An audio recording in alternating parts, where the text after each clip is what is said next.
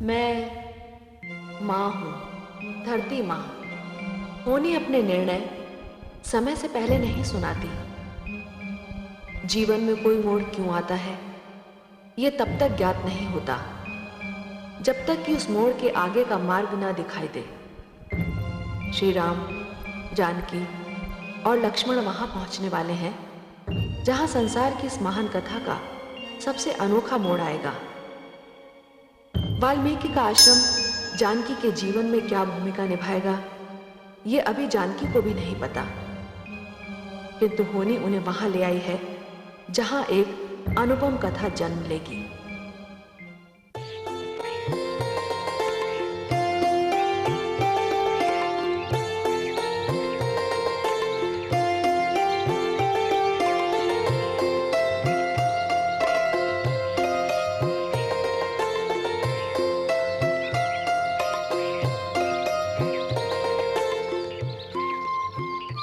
कहिए अतिथिगण, मैं आपकी क्या सहायता कर सकता हूँ? कृपया ऋषि वाल्मीकि को सूचना दीजिए कि अयोध्या से राम, जानकी एवं लक्ष्मण उनके दर्शन करना चाहते हैं। जो आज्ञा।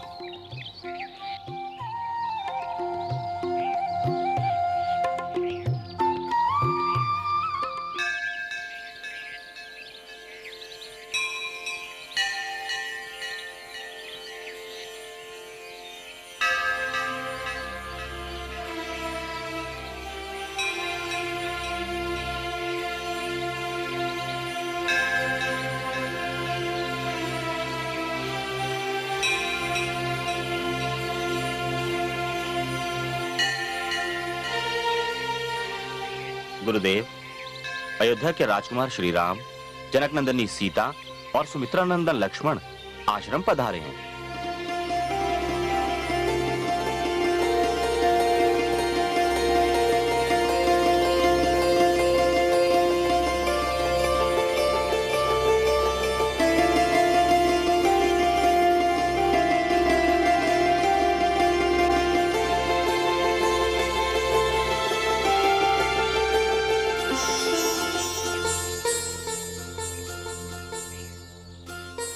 हे साधक, हे संत विचारक, हे आदि कवि वाल्मीकि, मुझे अपने चरण स्पर्श करने का सौभाग्य दीजिए।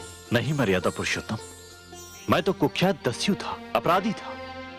लोग मेरा नाम सुनकर कांप उठते थे। मैं तो बहुत बुरा मानव हूं। यह तो उस ब्रह्म की कृपा है कि मैं उस अंधेरे से बाहर निकल आया। फिर भी मैं स्वयं को इस योग्य नहीं समझता कि मेरे चरण स्पर्श किए जाएं। हे ऋषि श्रेष्ठ,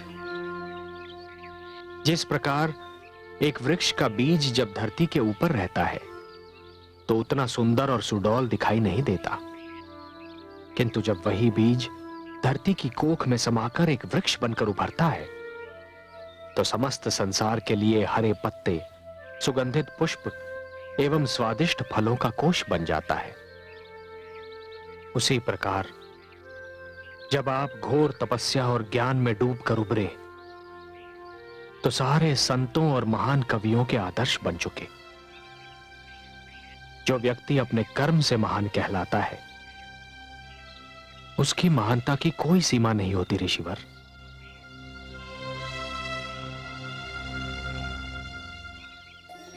प्रणाम गुरुदेव। सौभाग्यवती भाव, तुम्हें देखकर मेरे मन में जो भावना उठ रही है मैं उसका वर्णन नहीं कर सकता। न जाने क्यों मेरा मन कर रहा है कि मैं तुम्हें पुत्री कहकर पुकारूं। केवल पुकारिए नहीं ऋषिवर, पुत्री समझिए भी। चिरंजीवी भाव, भले समय पर आए आप लोग। मैं आपके बाल्यकाल से जीवन का चरित्र चित्रण कर रहा हूं और मेरी यह प्रबल इच्छा थी कि उसका अवलोकन उसी के हाथों हो जिसका यह चरित्र चित्रण है। और मेरा यह सौभाग्य है कि आज यह अवसर मेरे हाथ आ गया। देव भाषा का इतना बड़ा विद्वान, इतना बड़ा ज्ञाता एक साधारण शिष्य से अवलोकन के लिए कह रहा है। मैं आपका स्थान जानता हूं। आपके कुलगुरु वशिष्ठ मुझे बता चुके हैं कि आप साहित्य, कला एवं संस्कृति के असाधारण ज्ञाता एवं विद्वान हैं। अवलोकन तो आप ही को करना होगा। आइए विश्राम कीजिए।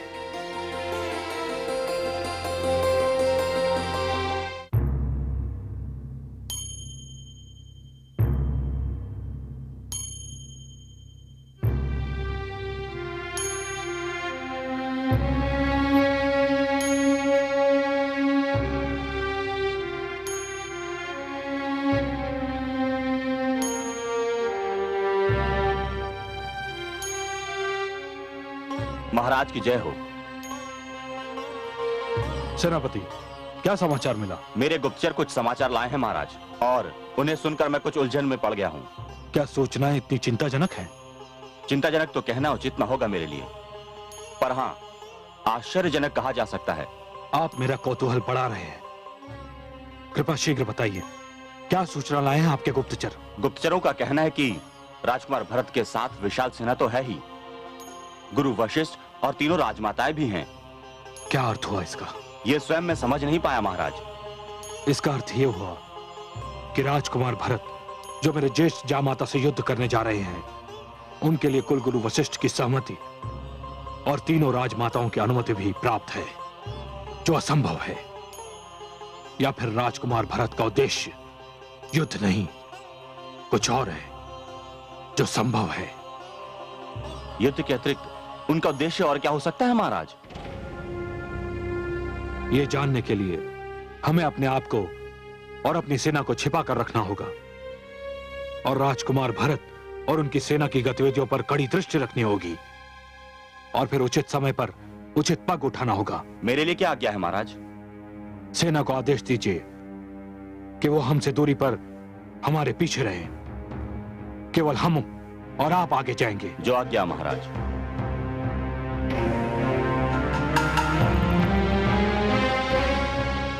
मेरी राजदुलारी सीता न जाने वन के कष्टों को कैसे झेल रही होगी।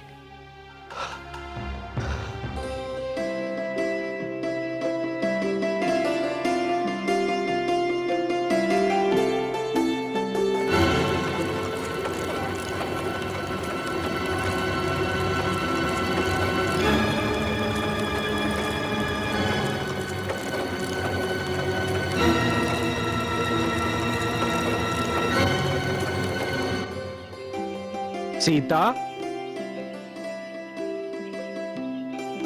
सीता,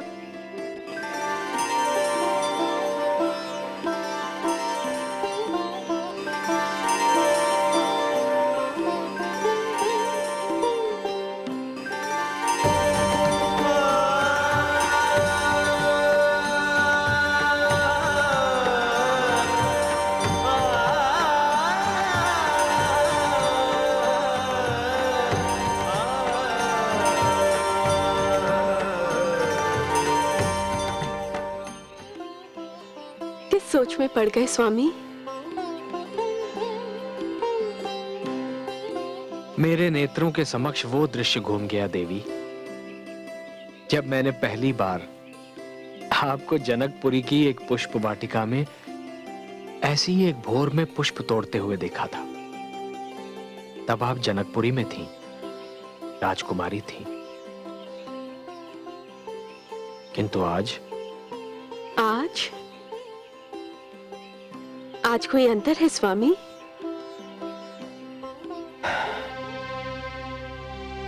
भोर भी वैसी ही है, पुष्प भी वैसे ही है, किंतु आप जनकपुरी में नहीं हैं, एक उजाड़ वन में है। और आप राजकुमारी नहीं है देवी, एक वन से दूसरे वन भ्रमण करती दुखियारी है। जहां मेरे राम है, वही मेरी अयोध्या, वही मेरी जनकपुरी। और आपने मुझे दुखियारी कैसे समझ लिया? जिस नारी को सोते जागते, उठते बैठते, चलते फिरते, हर क्षण हर पल अपने स्वामी का साथ प्राप्त हो, वो नारी दुखियारी कैसे हो सकती है? वो तो सबसे सौभाग्यशाली नारी है। और यदि वो दुखियारी है तो इस संसार की हर नारी दुखियारी होने को अपना सौभाग्य समझेगी।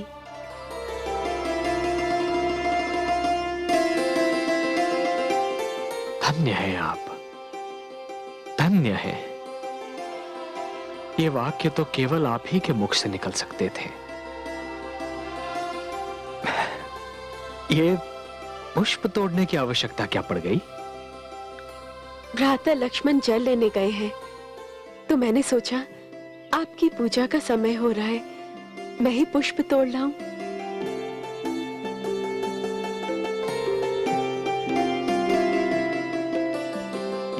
सत्य स्वामी, आपका ये तपस्वी वेश आप पर इतना भव्य लगता है कि राजकीय वेश भी इसकी तुलना में तुच्छ लगता है। सीता, तभी तो मुझे वो जनकपुरी की वाटिका का दृश्य स्मरण हो आया। भ्राताश्री, भ्राताश्री, क्या हुआ अनुज? भ्राताश्री, भ्राता भरत विशाल सेना लेकर हम पर आक्रमण करने के उद्देश्य से इसी ओर बढ़े चले आ रहे हैं।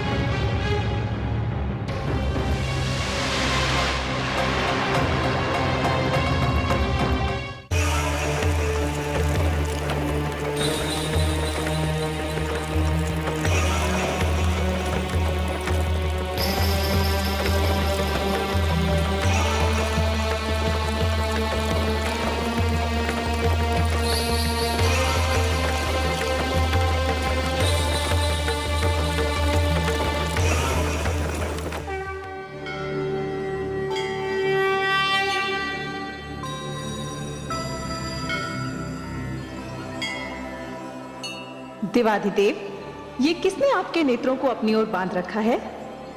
भरत ने। देवी, ये देखकर कोई कह सकता है कि भरत राम की विमाता के पुत्र हैं? सत्य कहा आपने। जिस प्रकार जड़ों में जल के रहते कोई वृक्ष सूख नहीं सकता, उसी प्रकार जिस परिवार में भरत जैसा भाई होगा, उस परिवार को कोई नहीं तोड़ पाएगा। संसार की कोई भी विपदा उस परिवार की एकता को भंग नहीं कर सकती। चारों भाइयों में जो स्नेह है, वो परिवार में संबंधों की ऊंची और आदर्श मर्यादा को स्थापित करता है। देखिए, भरत किस प्रकार हट कर रहे हैं कि उनकी माताएं रथ में सवार हो जाएं, और इसके लिए वो तर्क भी दे रहे हैं। उन्होंने महारानी कौशल्या जैसी नारी को निरुत्तर कर दिया है। कृपया यूं पैदल चलकर मुझे नरकगामी न बनाइए। किंतु पुत्र, हमें पैदल चलने में कोई कष्ट नहीं होगा। माता, आपको कष्ट हो ना हो, किंतु मुझे तो कष्ट होगा। यदि आपको इस प्रकार भ्राताश्री के समक्ष ले गया तो वो मुझे कदापि क्षमा नहीं करेंगे। तुम कुछ भी कहो पुत्र, हमें ये तनिक भी नहीं सुहाता कि हम रथों पर सवार यात्रा करें और तुम कांटों भरी मार्ग पर चलते रहो। माता,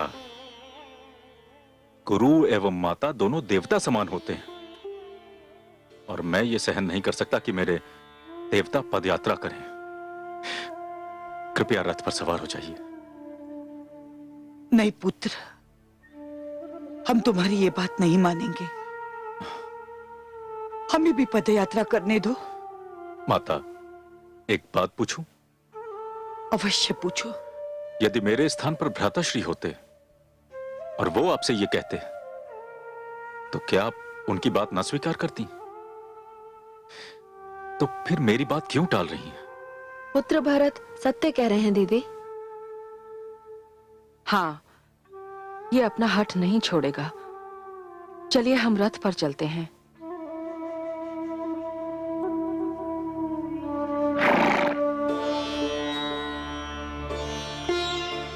अनुज।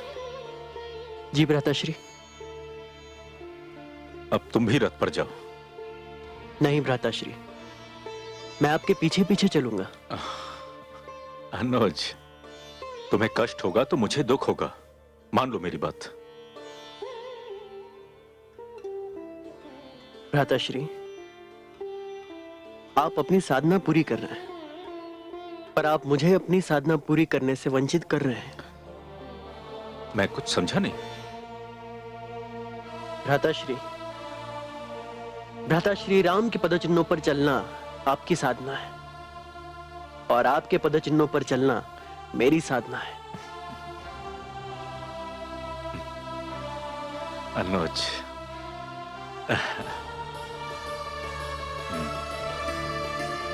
चलो।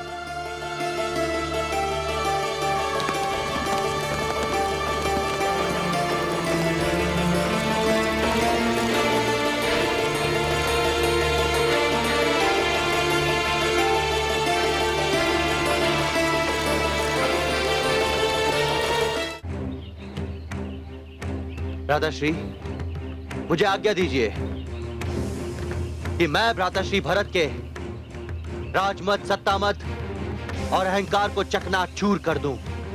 उन्हें यह बता दूं कि आप पर आक्रमण करने और आपको क्षति पहुंचाने के विचार का भी क्या परिणाम होता है।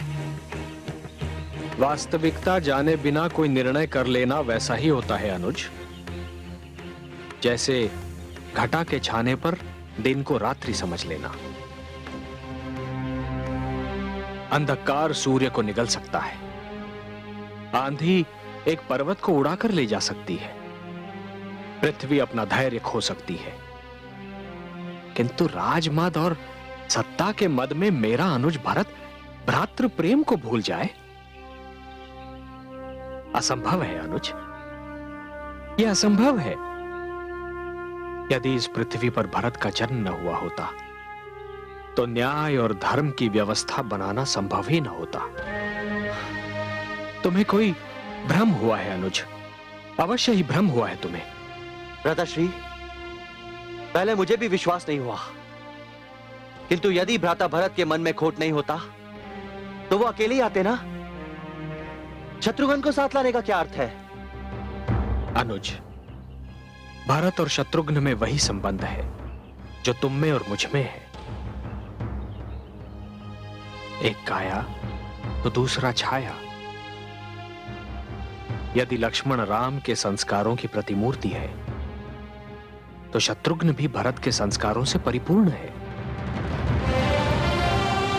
क्या यह संभव है कि अमृत के वृक्ष से विष का फल फूटे?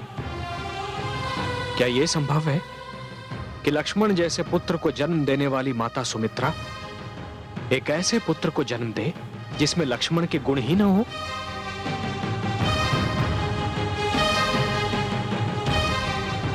अनुज, क्या यह संभव नहीं है कि शत्रुघ्न भी मुझसे मिलने के लिए उतना ही उतावला हो रहा हो? भ्राताश्री,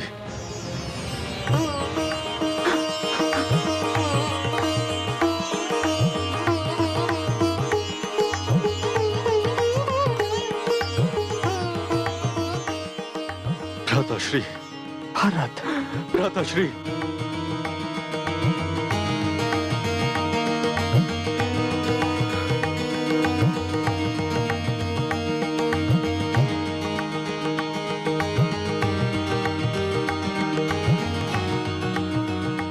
भ्राताश्री,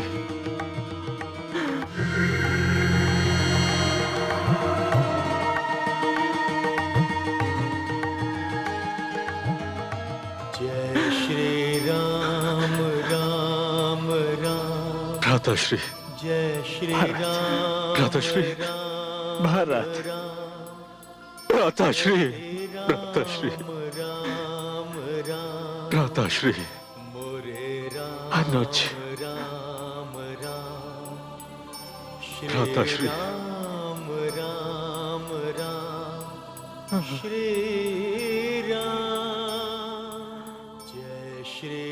भारत, महारानी कैकेयी, भारत के अश्वों ने तुम्हारे सारे पाप धो दिए। भ्राताश्री, तुमने मुझे भरत जैसा पुत्र दिया। जाओ, मैंने तुम्हारे सारे अपराध क्षमा किए।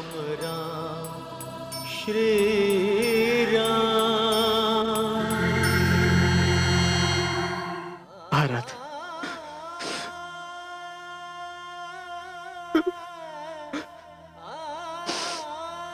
भरत,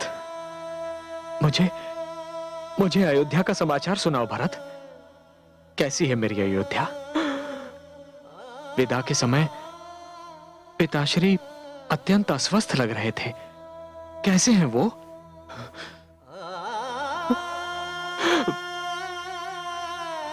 भ्राताश्री, पिताश्री स्वस्थ एवं अस्वस्थ होने के जंजाल से मुक्त हो गए।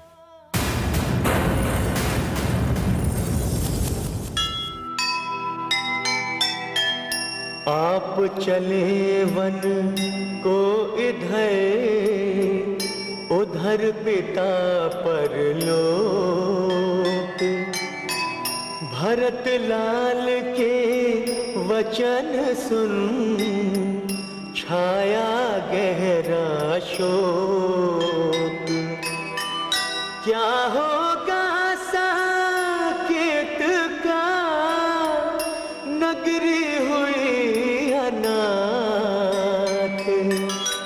सिंहासन सूना पड़ा, चले हमारे साथ, चले हमारे